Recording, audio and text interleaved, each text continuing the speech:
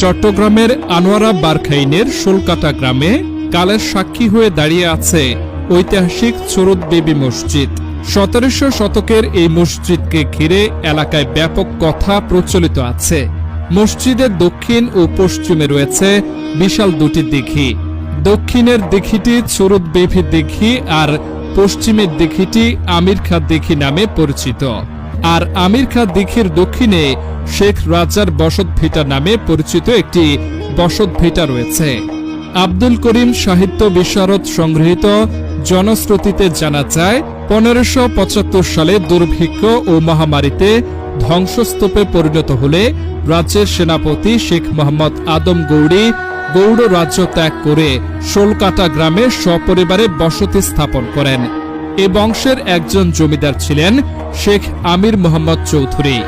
1051 মৌখী সনের এক একরার নামা মূলে জানা যায় আমির মোহাম্মদ চৌধুরীর উপর জমিদারির ভার ছিল।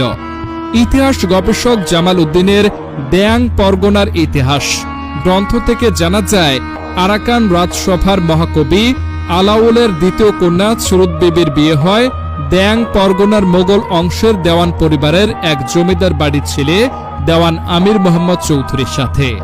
মহাকবি আলাউলের দুই কন্যার মধ্যে চুরুত বিবি ওরফে শকুর বিবি ছিলেন তার দ্বিতীয় কন্যা।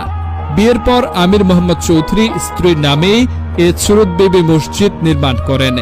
ধারণা করা হচ্ছে মোগল শাসনামলে 1713 থেকে 1718 সালে এই মসজিদ নির্মিত হয়। মসজিদের মোতাওয়াল্লি ও কমিটির সভাপতি স্থানীয় ইউপি সদস্য আবুল কাশেম আমাদেরকে জানান,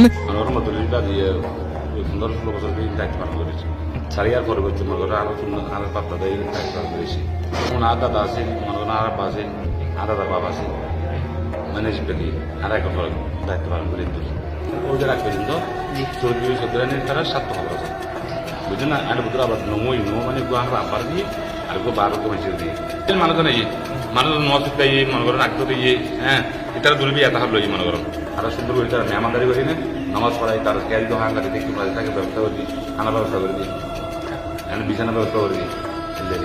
চুরুত বিবির মসজিদের দক্ষিণ পাশে রয়েছে সারি সারি 12টি কবর।